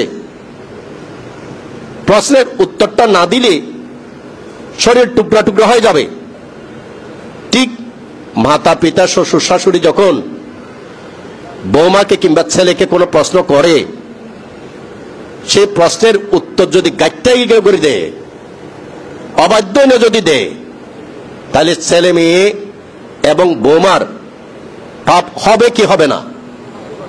এখানে ধর্ম কি বলে, শিক্ষা কি বলে, চারিত্রিক শীল এখানে কি বলছে? হবে। কিন্তু আমাদের পরিবারগুলোর মধ্যে এই জিনিসটা অহরহ হচ্ছে। আমরা জিদবশত, আমরা নন্দিরাগা বশত, আমিত্ববশত শ্বশুর শাশুড়িকে তুচ্ছ বলে মনে করি। শ্বশুর শাশুড়ির কথা বাদ দেন, পিতা মাতাকেও তুচ্ছ বলে মনে করি। এই যে পিতা মাতা শ্বশুর শাশুড়িকে তুচ্ছ বলে মনে করে, যে কথাগুলো আপনি বলছেন, এই কথাগুলো আপনার চারিত্রিক শিক ভঙ্গ হওয়ার কারণে আপনার পরিবারের মধ্যে অশান্তির কারণ এবং অকুশলের কারণ হবে। এবার আসুন উপযুক্ত সন্তান লাভ। উপযুক্ত সন্তান লাভ এখন বাস্তবিক অর্থে আমাদের মা বাবারা কি জানে উপযুক্ত সন্তান কিভাবে পেতে হয়? নাকি বিয়ে করলেই সন্তান হবে, ওই সন্তানই উপযুক্ত সন্তান মনে করেন? সন্তান পাওয়া মানে কি? আপনি একটা সন্তান পেয়েছেন, সন্তান পাওয়া মানে কি? 31 লোকভূমির কোন না কোন সত্য আপনার কাছে এসেছে। হয় ব্রহ্মলোকের ব্রহ্মসত্য, নতুবা দেবলোক থেকে দেবসত্য, নতুবা মনুষ্যলোক থেকে মনুষ্য সত্য, নতুবা প্রেতলোক থেকে, তির্যক লোক থেকে, অসুর লোক থেকে, নরক লোক থেকে কোন না কোন সত্য আপনার পরিবারে এসেছে। এখন দেখুন, আপনার পরিবারে যদি ব্রহ্মলোক থেকে ব্রহ্মসত্য আছে, তাহলে নিঃসন্দেহে সে সন্তান উত্তম সন্তান। কেন? তিনি মৈত্রী করুণা মুদিতা উপেক্ষা বিহার করে এসেছেন। দেবলোক থেকেও যদি আসেন, সেটা মঙ্গলজনক। মনুষ্য লোক থেকে যদি আসে, এখানে আবার প্রশ্ন আছে। শীলবান কোন মানুষ মৃত্যুবরণ করে, পুণ্যবান কোন মানুষ মৃত্যুবরণ করে আপনাদের পরিবারে এসেছে, তাহলে মঙ্গলজনক। আবার মানুষ রূপী কতগুলো অমানুষ আছে, এই অমানুষ যদি মৃত্যুবরণ করার পরে যদি আপনার পরিবারে আসে, তাহলে তো সে অতীত জন্মে যেভাবে মারামারি ধরাধরি করেছিল, অতীত জন্মে যেগুলো অকুশল কর্ম করেছিল, এখানে আপনার পরিবারে এসেও ঠিক একই হবে, একই সংস্কার হয়ে গেছে। এখন আপনার সন্তান যদি 4 অপায় থেকে, কুকুর থেকে, প্রেতলোক থেকে, নরক লোক থেকে, অসুর লোক থেকে আসে, তাহলে সে সন্তান কেমন হবে? ভালো সন্তান হবে? ভালো সন্তান হবে না। তাহলে আমরা যে সুসন্তান কামনা করি, বাস্তবিকতে কামনা করলে কি পাওয়া যায়? আপনারা আমাদের কাছে আসলেন, ফন্তে আশীর্বাদ করুন যেন আর ছেলে এবং ছেলের বউ কিংবা আর মেয়ে যেন সুসন্তান পায়। আমাদের আশীর্বাদে কি সুসন্তান চলে আসবে? ওই রকম যদি আমাদের আশীর্বাদে সুসন্তান চলে আসতো, বড়ুয়া পরিবারের ভিতরে সুসন্তানের তলে ফেলাইতে মারা। সত্য তো, কারণ সুসন্তান মানে তো আমাদের জন্য লাভজনক। কিন্তু না, এবার চাইলে তো সুসন্তান হয় না। তাহলে সুসন্তানটা কিভাবে চাওয়ার জন্য চারিত্রিকশীল ভগবান বুদ্ধ আমাদেরকে দিয়েছেন। এখানে যদি দেখেন, সর্বপ্রথম আমাদের বোধিসত্ত্ব যখন শ্বেতকেতু দেবপুত্র হিসেবে ছিলেন, যখন দেবরাজগণ ফাং করেছেন, তখন তিনি মনুষ্যলোকে জন্ম নেবেন। 5টা বিষয় দেখেছেন। 5টা বিষয়ের মধ্যে একটা বিষয় কি? কোন পিতামাতার গর্ভে জন্ম নেবে, কোন পিতার ওরসে জন্ম নেবে, কোন মাতার গর্ভে জন্ম নেবে। তাহলে কি চেয়েছে? উপযুক্ত শীলবান পিতা, উপযুক্ত শীলবান মা। আপনারা আনন্দস্তবীরের একটা জীবনী নিশ্চয় জানেন। কোন জীবনী? রুজা। আমি কিন্তু ওই ঘটনাতে যাব না। রুজা যিনি, তিনি ছিলেন যে দেবলোকের মধ্যে। এদিকে রাজা এবং রানী, তাদের পরিবারের মধ্যে সন্তান আসছে না। তখন রানী প্রতিনিয়ত শীল পালন করে করে করে করে করে করে তিনি অধিষ্ঠান করতেন, এই পুণ্যের প্রভাবে যেন আমি সন্তান লাভ করি। এদিকে পিতাও শীল পালন করতেন। তাদের সেই শীল পালন জনিত প্রার্থনার কারণে দেবলোকের এক দেবতার আসন উত্তপ্ত হয়ে গেল। তখন সেই দেবতা দেখলো যে আমার আসন উত্তপ্ত হচ্ছে কেন? তখন দেখলো যে এই রাজা এবং রানী তারা শীল পালন করে প্রার্থনা করছে। তখন সেই দেবতায় সেই পরিবারে সেই পিতার ওরসে মার গর্ভে প্রতিসন্ধি গ্রহণ করেছিল। তাহলে এখান থেকে আমরা কি শিক্ষা পাচ্ছি? সুসন্তান চাইতে গেলে সর্বপ্রথম উর্বর ভূমি লাগবে। কি লাগবে? উর্বর ভূমি লাগবে। উর্বর ভূমি মানে কি? পুণ্যময় ভূমি লাগবে। পুণ্যময় ভূমি যদি থাকে, তখনই সেই পরিবারের মধ্যে দেবলোকের দেবতা কিংবা ব্রহ্মলোকের ব্রহ্মা কিংবা মনুষ্যলোকের মধ্যে পারমিদান সত্য যারা আছে, তারা সেই ভূমিকে উৎপন্ন হবে। আপনি যদি বলেন যে কাতালগঞ্জ ক্যাম্পের এই রাস্তার মধ্যে ওই জেট বিমান নামো, কাতালগঞ্জ ক্যাম্পের মধ্যে ওই রাস্তার মধ্যে জেট বিমান নামতে পারবে? জেট বিমান নামতে গেলে কি হবে? সেরকম রানওয়ে লাগবে, ক্ষেত্র লাগবে। আপনি ব্রহ্মলোকের ব্রহ্মার সন্তান চান, দেবলোকের দেব সন্তান চান, পুণ্যবান সন্তান চান, তাহলে আপনাকে ক্ষেত্রটাও ঠিক সেরকম লাগবে। কিন্তু ক্ষেত্রগুলো এখন কেমন? আমাদের পরিবারের ক্ষেত্রগুলো এখন কেমন? শ্বশুর শাশুড়ির সঙ্গে বৌমার কোনো সম্পর্ক নেই, পিতা মাতা শ্বশুর শাশুড়ি, কেউ যদি হয়তো পূর্বিকা আর কেউ হয় উত্তরমিকা, একে অপরে অমৈত্রীতে ভরপুর। এই অমৈত্রীময় ক্ষেত্রের মধ্যে কোন সন্তান আসতে পারে? আসবে কারা? ওই কুকুর মরে আসবে, কুকুর মরে এসে তারপর কুকুরের মতো আচরণ করবে। ওই তির্যক লোক থেকে, যার অপায় থেকে অপায় সত্যবান জন্ম নেবে। কেন? আপনার পরিবারের মধ্যে সেরকম পরিবেশ, সেরকম ক্ষেত্র, সে ক্ষেত্র হওয়ার কারণে যে সন্তান আসবে সেই সন্তান কোনদিন ভালো সন্তান হতে পারে না। তাই ভগবান বুদ্ধকে উপযুক্ত সন্তান লাভের উপায় হিসাবে বলেছেন কি? উপযুক্ত ক্ষেত্র। আর উপযুক্ত ক্ষেত্রটা মানে কি? উপযুক্ত ক্ষেত্র হতে হলে দুইটা জিনিসের প্রয়োজন। কি দুইটা জিনিসের প্রয়োজন? সর্বপ্রথম হচ্ছে মৈত্রী। কেন? দেখুন, মানুষের আয়ু কিন্তু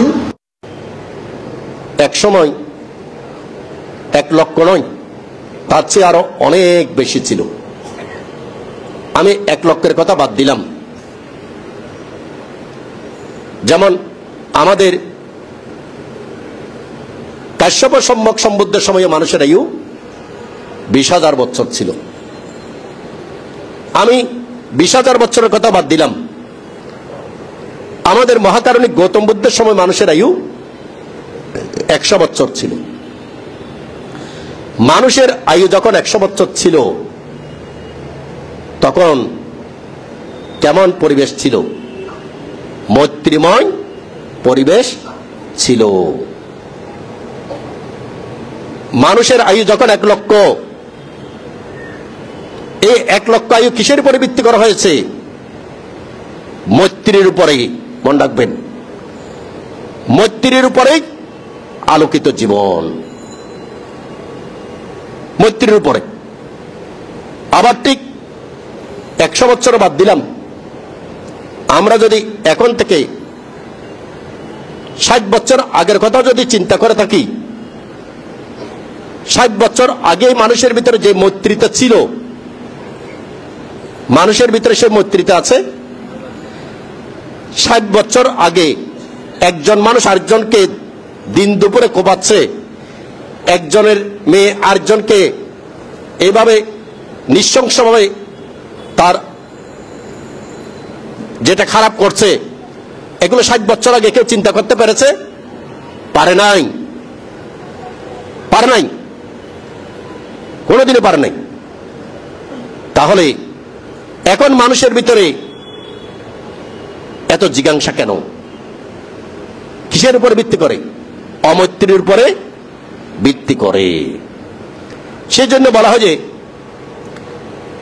যদি সুন্দর পরিবেশ চান, দুইটা জিনিস অবশ্যই থাকতে হবে। একটা হচ্ছে কি? মৈত্রী। আর একটা জিনিস আছে, সেটা হচ্ছে কি? বাক্য সংযম। মনে রাখবেন, এই পৃথিবীর মধ্যে সবচেয়ে বড় পাপ কি? সর্বপ্রথম পাপ কি? মিথ্যা কথা বলা। সর্বপ্রথম পাপ মিথ্যা কথা বলা। সর্বশ্রেষ্ঠ পাপ মিথ্যা। তাহলে মিথ্যা কয় প্রকারের? কর্কশ বাক্য, ভেদ বাক্য, অর্থহীন বাক্য, মিথ্যা বাক্য। এটা হচ্ছে বাক্য দোষ। তাহলে বুদ্ধ বলেছেন যে আপনি উপযুক্ত সন্তান চান, সুন্দর পরিবেশ। সুন্দর পরিবেশের কিছু শিক্ষার কথার মধ্যে বলেছি। এবার যদি পরিবারের মধ্যে সুন্দর পরিবেশ করতে চান, বুদ্ধ বলছেন যে মৈত্রীময় পরিবার হতেই হবে। 1, 2, কোনো মিথ্যা থাকবে না, কোনো মিথ্যা বাক্য, বাক্য দোষ থাকবে না। এই বাক্য দোষ যদি না থাকে এবং মৈত্রীতে যদি থাকে, সেই পরিবারের মধ্যে যদি তারা কামনা করে যে আমি সুসন্তান চাই, দেবলোকের দেব আসন কেঁপে যাবে। দেবলোক থেকে আসবে, ব্রহ্মলোক থেকে আসবে। বুদ্ধ এটাকে বলেছেন যে উপযুক্ত সন্তান লাভের উপায়। এগুলো হচ্ছে কিন্তু কি চারিত্রিক শীল। তারপর আসুন সন্তানকে উপযুক্ত শিক্ষা।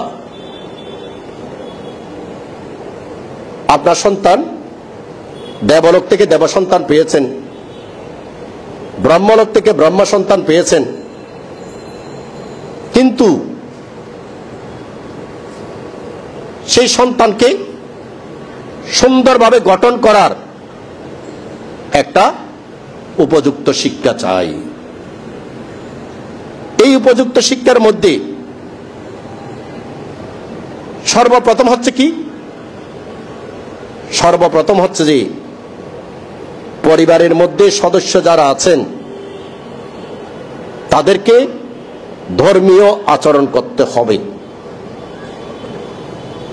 ধর্মীয় একটা পরিবেশ পরিবারের মধ্যে রাখতে হবে। কেন রাখতে হবে? সেই সন্তান জন্মের 1 বছর পার হলে সে যখন যা দেখে তা শিখে, মন রাখবেন, যা দেখে তা শিখবে। 2 বছর যখন হয় তার কেসিং পাওয়ার এত বেশি, এগুলো অন্য কারোর সঙ্গে তুলনা করতে পারবেন না। সে যা দেখবে তাই শিখবে। এবং এইভাবে যদি নাকি তার 10 বছর পর্যন্ত কিংবা 8 বছর পর্যন্ত যদি নাকি চিন্তা করেন, সে প্র্যাকটিক্যালি যা দেখবে তাই শিখবে। এখন ব্রহ্মলোক থেকে ব্রহ্ম সন্তান এসেছে, দেবলোক থেকে দেব সন্তান এসেছে, এসে দেখলো যে পরিবারের মধ্যে ঝগড়া বিবাদ, পরিবারের মধ্যে মিথ্যা কথা, পরিবারের মধ্যে আগুন। সে সন্তান প্র্যাকটিক্যালি কি শিখছে? কি গ্রহণ করছে? অধর্মকে গ্রহণ করছে, অধর্মকে। সে যে 8 বছর যাবত যে অধর্মটাকে গ্রহণ করেছে, ছেলে বৌমা শ্বশুর শাশুড়ির সঙ্গে যে ব্যবহার করছে, শ্বশুর শাশুড়ি ছেলে মেয়ের সঙ্গে যে ব্যবহারগুলো করছে, যে হিংসাত্মক একটা পরিবেশ আমাদের পরিবারগুলোর মধ্যে আছে, এই হিংসাত্মক পরিবেশের মধ্যে যে সন্তানটা বড় হচ্ছে, সেই সন্তানের কাছ থেকে আপনি কি আশা করতে পারেন?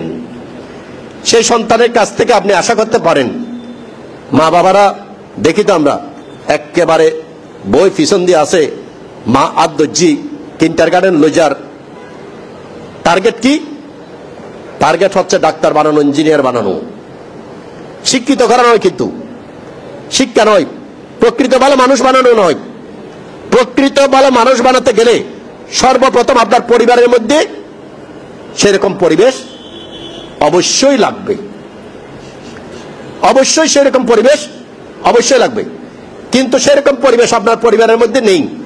স্বামী স্ত্রী কথা কথায়, স্বামী একটা বললে স্ত্রী একটা বলে, শ্বশুর একটা বললে শাশুড়ি একটা বলে, একটা হিংসাত্মক পরিবেশের মধ্যে আপনি ছেলেকে ডাক্তার ইঞ্জিনিয়ার বানাচ্ছেন। ঠিক আছে, তার মেধা আছে, সে ডাক্তার ইঞ্জিনিয়ার হয়ে গেল, কিন্তু প্রকৃত মানুষ হয় নাই।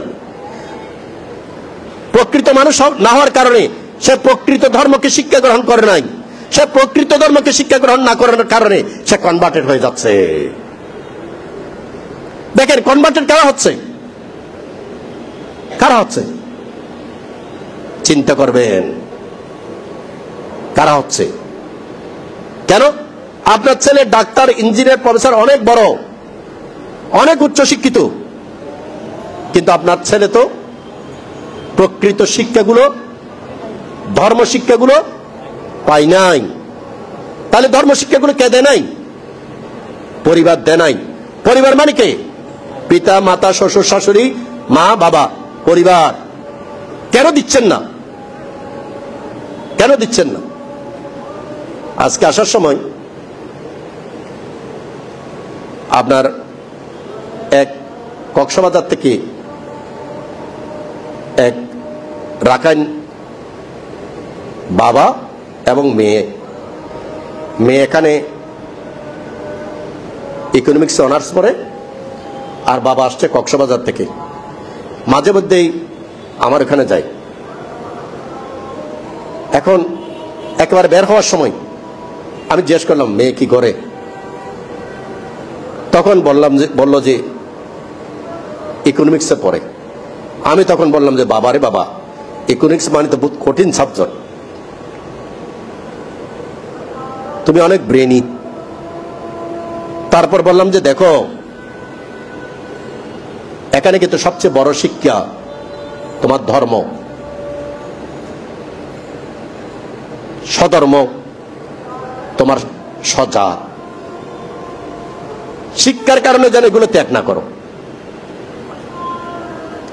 যদি শিক্ষার কারণে এগুলো ত্যাগ করো, তুমি প্রফেসর হবে, তুমি বিসিএস ক্যাডার হবে, কিন্তু আসল সম্পদ তুমি হারিয়ে ফেলবে। আসল সত্য থেকেই তুমি চ্যুত হয়ে গেছো। এখন কিন্তু আমাদের সন্তানরা আসল সত্য থেকে চ্যুত হয়ে যাচ্ছে, দেশেও চ্যুত হয়ে যাচ্ছে, বিদেশেও চ্যুত হয়ে যাচ্ছে। কিসের কারণে? ওই পরিবারের মধ্যে সন্তানকে সুশিক্ষা দেয়া হচ্ছে না। সম্মানিত পুণ্যার্থীগণ, এগুলোই হচ্ছে ভগবান বুদ্ধের কি শিক্ষা? পরিবারকে সুন্দর রাখার শিক্ষা। এই ক্ষেত্রে একেবারে শেষের দিকে চলে আসছি আমি। আরেকটা শিক্ষা আছে চারিত্রিক শিক্ষার মধ্যে। সেই শিক্ষাটা হচ্ছে কি?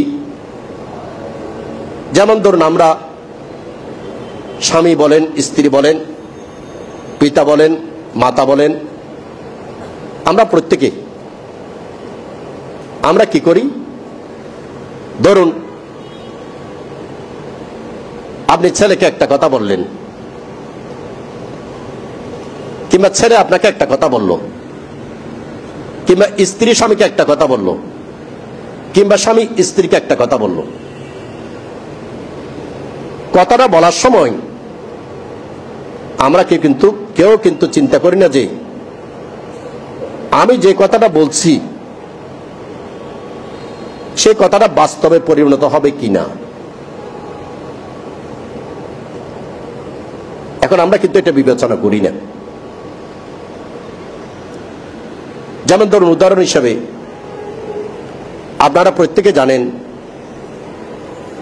দেবদত্ত মহাকারণিক বুদ্ধকে হত্যা করার জন্য সব কিছু করেছেন, পারেননি।